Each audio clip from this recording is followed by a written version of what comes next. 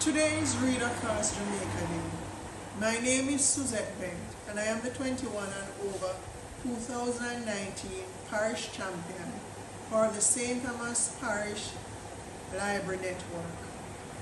The title of this story is After the Flood, and this book is written by Joyce Durham Barrett and Celeste Wilson, and it is illustrated by Beth Glick. After the flood.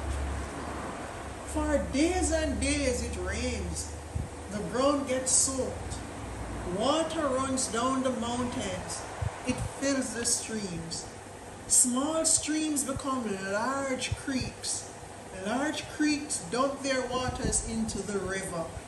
The river overflows. Still, the rain comes down. Storekeepers pile up sandbags, hoping to keep the water out. Still, the flood covers the town. Grocery stores are flooded. Toy stores are flooded. Whole streets are flooded. A helicopter flies over the flood. A man gives a radio report. The news is not good. Houses and barns sit in brown, muddy water. People and animals leave their homes. Still, the rain comes down. Water pours into houses like a high tide. Everything floats. Chairs and tables float. Beds and sofas float. Radios and televisions float. Even the grand piano floats in the water. A frightened mouse sits on the piano's keys. At last, the rain stops, but still the water climbs. For a while, the yards and streets are one big lake. Some people wade through the water. Others paddle through it on boats and rafts. Some even ride through the water on tree limbs. Slowly, the sun and air soak up the water. The barnyard is one big mud puddle. Ducks and geese paddle in it. Pigs rumble in the mud. A hen flies down from its safe place.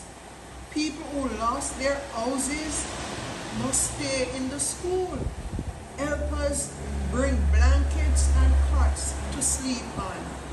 Neighbors hold hands and give hugs. Everyone must drink clean water from bottles. They must be careful not to get sick. When the flood is over, everything is soaked with muddy water. The air had a bad smell.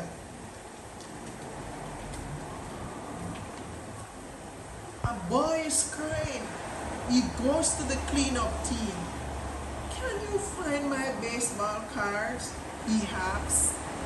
Inside the house, the cleanup team sets to work. Everything must go.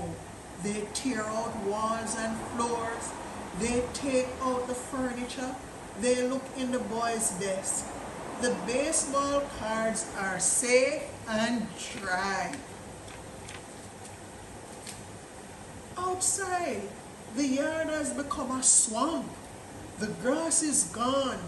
The bushes look like big mud balls. Small trees are covered in mud. Everything looks sad. Weeks pass.